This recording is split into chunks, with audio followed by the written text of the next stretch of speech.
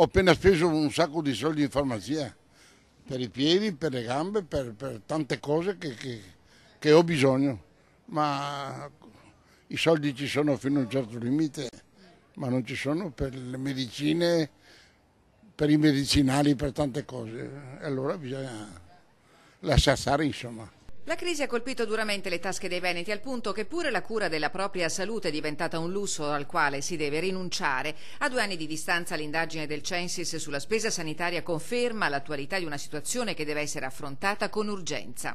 Bisogna intervenire urgentemente, non possiamo far saltare un sistema su base universale com'è quello italiano, che di fatto è quello che a livello europeo costa meno. Nel 2016 quasi 750.000 veneti hanno rinunciato a curarsi, oltre la metà l'ha fatto per motivi economici, il resto per le liste d'attesa, la difficoltà a conciliare visite e lavoro e per i più giovani la sottovalutazione dei rischi. Non bisogna sottovalutare i problemi di salute, sicuramente bisogna stare sempre molto attenti, sicuramente poi le circostanze della vita ti permettono più o meno di farlo, ecco, a seconda delle proprie possibilità. Ho incontrato persone che appunto non sono riuscite a curarsi, ma appunto non per volontà propria, ma appunto per necessità economiche non sono riuscite. Io non rinuncio perché per tutto quello che ho avuto e ho non ero qua. È la buona sanità che alimenta le certezze dei cittadini, dice l'assessore Coletto, che chiede al prossimo governo di rivedere il documento di economia e finanza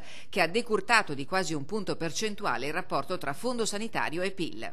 L'unica cosa da non fare è disinvestire in sanità, innanzitutto per una questione sociale e di etica. Secondo poi anche per una questione che la sanità va sempre vista da un punto di vista diverso, non è un costo, è un investimento, la salute è impagabile.